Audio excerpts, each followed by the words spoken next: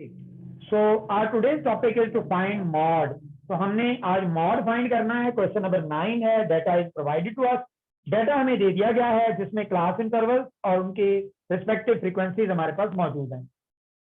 Mod find करने के लिए जो बेसिक कैलकुलेशंस हैं उनमें हमें क्लास बाउंड्रीज की जरूरत पड़ती है। लोअर क्लास बाउंड्री चाहिए होती है मॉडल ग्रुप की।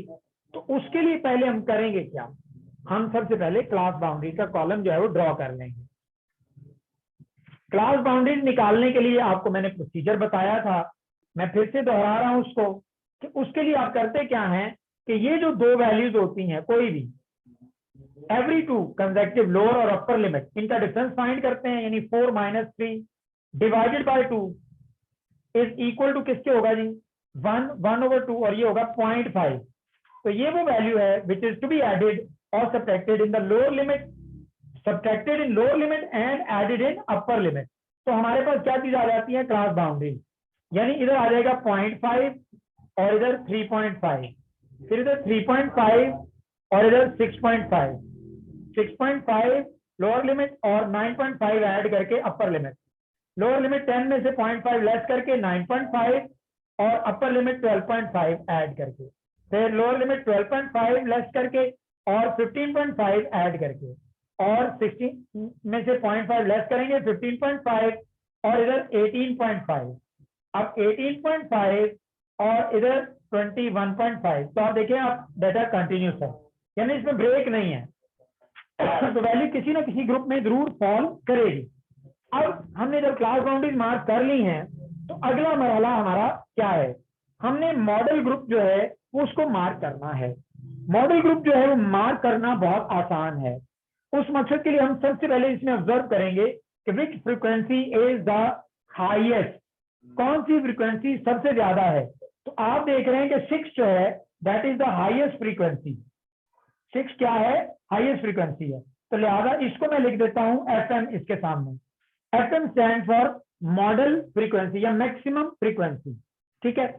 अब उसके बाद इससे पहले वाली जो फ्रीक्वेंसी है उसके सामने मैं लिखूंगा F1 और इसके जो बाद वाली फ्रीक्वेंसी है उसके सामने मैं लिखूंगा F2। ये वैल्यूज भी रिक्वायर्ड होंगी। और ये जो मैक्सिमम फ्रीक्वेंसी है इस वाले पूरे रॉ को मैं अंडरलाइन कर दूंगा, ठीक है, कुछ इस तरह हाईलाइट कर दूंगा और इसके सामने मैं लिख दूंगा मॉडल ग्रुप। तो ये मेरा क्या निकल आया, मॉडल ग्रुप निकल आया जी, या मॉडल ग्रुप कह लें या फिर आप इसे मॉडल क्लास का नाम भी दे लें, मतलब एक ही है इसका, ठीक है। तो मॉडल क्लास लिख लें। अब हमने फाइंड करना, क्योंकि मॉडल मॉड है तो उसके लिए फार्मूला क्या होगा, क्योंकि ग्रुप डाटा है तो उसके लिए फार्मूला डिफरेंट होगा। फॉर दिस पर्पज हमें जो फार्मूला इस्तेमाल करना है वो है मॉड, और आपको पता है कि मॉड को हम x और उसके ऊपर कैरेट साइन इस तरह से लगाते हैं, और यहां पर हमारे पास क्या होगा, L प्लस, अब यहां पर FM minus F1, FM minus F1, और डिनोमिनेटर में आप क्या लिखेंगे, 2FM minus F1 minus F2 multiply H. So that is the formula which we use to find out the mod of the group data provided to us. तो इस तरह से हमने उसको इसमें से देखना है। अब अगर गौर करें तो डाटा में FM हमारे पास आ चुका है, F1 चाहिए वो भी मौजूद है, F2 चाहिए वो भी मौजूद है। आपके पास अभी L की वैल्यू और H की वैल्यू मौजूद नहीं है, तो हम यहाँ उसको मेंशन कर लेते हैं। तो ये वैल्यू जो है ये हमारी L की वैल्यू है, ये वाली, ये वैल्यू L है, यानी L is equal to 12.5, lower class boundary of the modal class, ठीक है। दूसरी वैल्यू हमने यहाँ पर जो लिखनी है तो हमें H चाहिए। तो it is the difference of the upper and lower limit of the modal class. तो 15.5 में से 12.5 माइनस करेंगे तो H will be equal to 3। तो H भी हमारे पास आ गया, यानी अपर लिमिट में से lower limit, lower class boundary minus करते हैं मॉडल क्लास की, तो हमारे पास हाइट आ जाएगी। अच्छा, उसके बाद हम यहाँ पर मेंशन कर लेते हैं वैल्यूज कि FM जो है वो हमारे पास कितनी है 6, F1 जो है हमारे पास वो 4 है, और F2 जो है वो हमारे पास कितना है वो 2 है। अब क्योंकि हमारे पास सारी वैल्यूज आ चुकी हैं, फॉर्मूला हमने लिख लिया है, अब वैल्यूज रिप्लेस करते हैं। तो पुट द वैल्यूज, L की वैल्यू हमारे पास 12.5 है, वो हमने यहाँ पर रिप्लेस की, प्लस FM की वैल्यू हमारे पास 6 है, वो हमने यहाँ पर लिखी, F1 हमारे पास 4 है तो हमने यहाँ पर लिखा, फिर नीचे 2 इंटू FM की वैल्यू हमारे पास 6 माइनस F1 की वैल्यू हमारे पास 4 और माइनस इसकी वैल्यू 2, किसकी F2 की, वो हमने पुट कर दी, और मल्टीप्लाई किससे करेंगे H, यानी H की वैल्यू हमारे पास 3 आई है। अब 12.5 प्लस 6 माइनस 4 क्या आ जाएगा 2, और 2 इंटू 6 12, 12 माइनस 4 8, 8 माइनस 2 6, मल्टीप्लाई 3, तो ये हमारे पास क्या आ गया 12.5, 3 1s 3 2s 2 1s and 2 1s, तो हमारे पास 1 आ गया ना, तो ये हमारे पास कितना बना 13.5। तो ये हमने जनाब निकाल लिया क्या चीज, mod. So hence we find the value of the mod by using this formula for good data. Any problem? कोई सवाल है इससे relevant तो आप पूछ लें जी। Any question related to it? Sir कोई सवाल? जी बेटा। सर ये जो F1 और F2 की वैल्यू है वो हमने मैक्सिमम फ्रीक्वेंसी के ऊपर नीचे वाली करनी है। बिल्कुल ऐसा ही है। FM जहां भी होगा उससे ऊपर वाली वैल्यू F1 होगी और F2 उससे नीचे वाली वैल्यू होगी। अब मैं आपके ज़हन में अगर वो सवाल पैदा हो रहा है तो अच्छी बात, और अगर नहीं तो मैं खुद ही वो सवाल अब प्रोड्यूस कर लेता हूं। वो क्या है कि अगर फर्ज करें कि ये वाली वैल्यू FM है, यानी ये वाली आखिरी वैल्यू FM है, फर्ज करें, तो फिर F2 कौन सी वैल्यू होगी, F2 जो बाद में आ रही है, नहीं तो घूमकर हम सर्कुलेट करेंगे और ऊपर वाली वैल्यू F2 हो जाएगी, ये वाली। इससे प्रीवियस वैल्यू F1 होगी, लेकिन सर्कुलेट करते हुए ऊपर वाली वैल्यू फिर F2 होगी। ठीक है। अब एक और सवाल है, सर अगर फर्ज करें FM वैल्यू सबसे ऊपर हो तो फिर F1 कौन सी होगी, F1 हम सर्कुलेट करेंगे और फिर नीचे वाली वैल्यू जो है वो फिर F1 होगी, लेकिन ऐसा हमारे सिलेबस में मौजूद नहीं है, ऐसा कोई सवाल हमारे सिलेबस में मौजूद नहीं है। ठीक है, तो ये एक ही सवाल और एक ही एग्जाम्पल है, और इसलिए इसमें ऐसी कोई प्रॉब्लम नहीं है। FM जहां भी हाईएस्ट फ्रीक्वेंसी, मैक्सिमम फ्रीक्वेंसी होगी उसके सामने FM लिखेंगे, और उससे पहले वाली वैल्यू F1 होगी और FM के बाद वाली वैल्यू F2 होगी। जी, और कोई सवाल किसी का? No sir. जी, अब हम शुरू करते हैं एग्जाम्पल 1 पेज 131 पे, और ये वेटेड अरिथमेटिक मीन के हवाले से है। हमारे पास इसमें एग्जाम्पल 1 पेज नंबर 131। अब इसमें हमारे पास नंबर ऑफ एम्प्लॉइज बताए गए हैं, नंबर ऑफ एम्प्लॉइज, और दूसरी चीज जो है उनकी मंथली अर्निंग है, जो कि रुपीज में दी गई है। मंथली अर्निंग यानी माहाना कमाई है, जो किसमें दी गई है, रुपीज के अंदर दी गई है। अब ये नंबर है, ये तादाद है उन एम्प्लॉइज की, और दूसरी चीज जो हमें दी गई है वो उनकी अर्निंग है। यानी नंबर ऑफ एम्प्लॉइज अगर 4 हैं तो उनकी अर्निंग है जी 800, लेकिन डाटा किस तरह से दिया गया है कि एक टेबल दिया गया मंथली अर्निंग का and the number of workers in a factory, तो ये एक दिन के लिहाज से हो सकती हैं, लेकिन ये पुराना डाटा है, लिहाजा ये वैल्यूज बहुत थोड़ी आपको लग रही होंगी। तो 45 मंथली अर्निंग 45 है। अब ये हो सकता है ये मीन थाउजेंड में हो तो 20, तो ये 100 है। जो 30 अगर एम्प्लॉइज हैं तो उनकी 30 है, और अगर 80 एम्प्लॉइज हैं तो उनकी 35 है, और अगर 300 एम्प्लॉइज हैं तो उनकी जनाब यहाँ पर 15 दी गई है। अब ये वो डाटा है जो हमें प्रोवाइड किया गया है, और हमें इसमें से जो चीज निकालना है वो वेटेड अरिथमेटिक मीन है। तो नंबर ऑफ एम्प्लॉइज जो है they are treated as weight, कि ये वजन है। लाजमी बात है ये वो चीज है जो इंडिपेंडेंट है और वो दूसरी शय पर असरअंदाज होगी।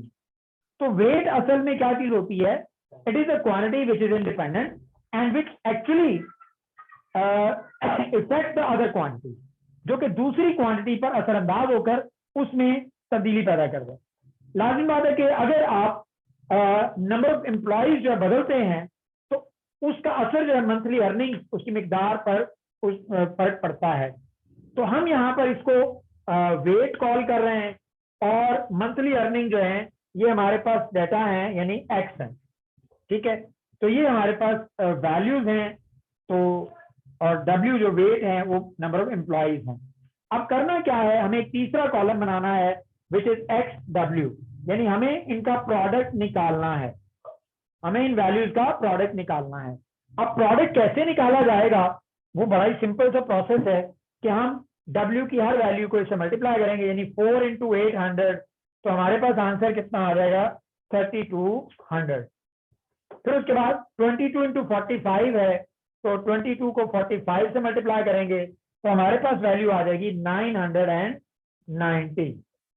फिर उसके बाद 20 को 100 से मल्टीप्लाई करना है, तो 20 मल्टीप्लाई बाय 100, तो that will be equal to 2000।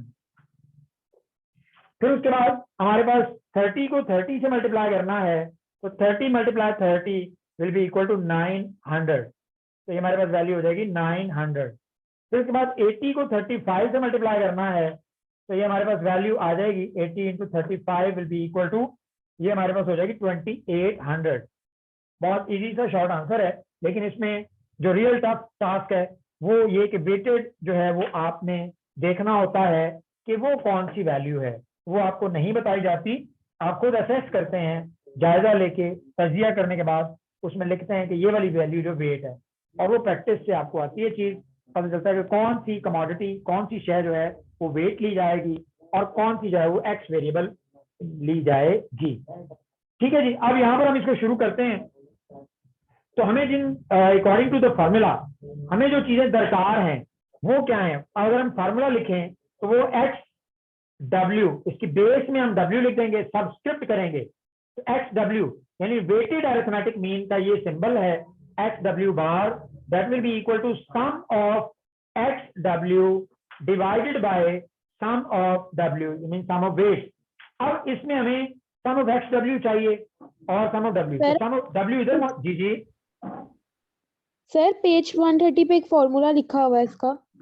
मैं सर उसको एक्सप्लेन उसमें करता हूँ। जी जी पूछे आप। उसमें लिखा हुआ है ना W1 X1 plus W2 X2, sir ये क्या है? जी जी बेटा यहाँ पर अगर आप गौर करें तो x की वैल्यू जो है वो काफी ज्यादा आ रही है।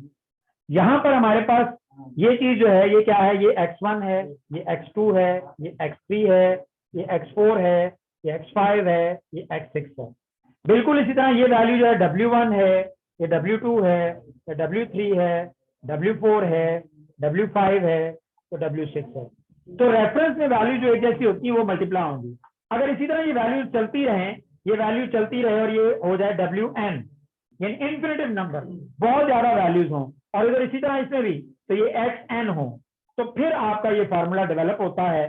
कौन सा, वो भी मैं लिख देता हूं यहाँ पर कि X bar W that will be equal to, यहाँ पर वो क्या होगा कि आप क्योंकि इनकी प्रोडक्ट निकालेंगे ना तो ऊपर वो प्रोडक्ट का सम आना है, तो हम लिखेंगे यहाँ पर X1 W1 plus X2 W2 plus X3 W3 और फिर plus and so on up to XN WN divided by क्योंकि ऊपर सम है ना, सम ऑफ एक्स डब्ल्यू है ना, उसका प्रोडक्ट है, और नीचे सम ऑफ डब्ल्यू है, यानी W1 plus W2 plus W3 and so on यानी अप टू WN। अब ये ऊपर क्या है, ये मीन प्रोडक्ट का सम है, तो जो चीज आपको यहाँ पर आपको नजर आ रही है, नीचे क्या है मीन वेटेज का सम है, तो नीचे आपको वेटेज का सम नजर आ रहा है। तो ये फार्मूला इस तरह से डेवलप हुआ है, ठीक है। तो ये चीज इसमें इस तरह से बन गई। अब आगे हम इसको लेकर चलते हैं, तो इसमें वैल्यूज रिप्लेस करनी है आपको।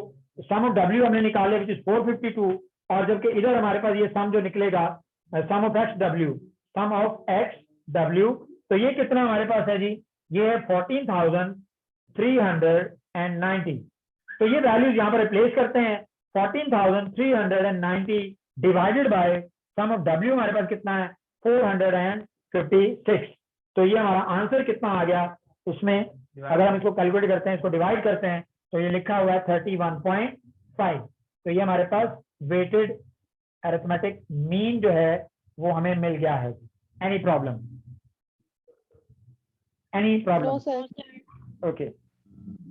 इसके बाद हम आगे चलते हैं थोड़ा सा इस टॉपिक को लेकर, वेटेड अरिथमेटिक मीन। इसके दो सवाल हैं, कल हम सवाल करेंगे, आज हम एग्जाम्पल्स की तरफ तवज्जो देंगे, क्योंकि एग्जाम्पल्स की बार क्योंकि सवालों की तादाद ज्यादा नहीं है, तो एग्जाम्पल्स भी पेपर में आ सकती हैं। ठीक है। वैसे इन सवालों की हिस्ट्री जो है जरा थोड़ी सी पुअर है इसमें, तो आगे का आज मैं कॉन्सेप्ट पढ़ा देता हूँ, कल हम इसके सवाल की तरफ भी चलेंगे। वो है मूविंग एवरेज। अब ये मूविंग एवरेज का कॉन्सेप्ट क्या है कि moving averages are defined as the successive averages, यानी ये बिल तरतीब यानी आगे पीछे चलने वाली ये एवरेजेस हैं जो हम निकालते हैं। लेकिन इनको कंप्यूट करने के लिए आपको जो डाटा प्रोवाइड किया गया हो वो डाटा आपने याद रखना है, तो वो डाटा या तो डेज में होगा या फिर मंथ में या फिर ईयर्स में कैलकुलेट करने के लिए कहा गया होगा। जैसे एग्जांपल में देखिए अगर आप, तो वीक एंड डेज लिखे हुए हैं, यानी Sunday, Monday, Tuesday, Wednesday, Thursday, Friday and Saturday, और हर रोज की अटेंडेंस जो है वो उसमें लिखी गई है और मीन वो आगे मार्क की गई है, राइट। अब उसमें जो है अगर आप देखें तो उसमें 3 days, 5 days, 3 days, 5 days, 7 days, और नंबर ऑफ डेज की एवरेज भी निकालने के लिए कहा जा सकता है, इवन नंबर के लिए भी निकालने के लिए कहा जा सकता है।